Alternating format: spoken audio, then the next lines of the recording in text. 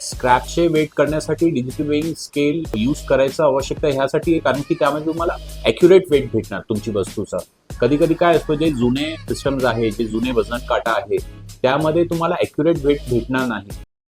अरे देवा, ये गडबड आहे बाबा. पण जे डिजिटल वेइंग स्केल असतात त्यामध्ये तुम्हाला म्हणजे 50 ग्रामचं पण वेट तुम्हाला इकडे तिकडे होणार नाही आणि त्यामध्ये तुम्हाला वस्तू तुमची ॲक्युरेट प्राइस भेटणार. बात तो सही है.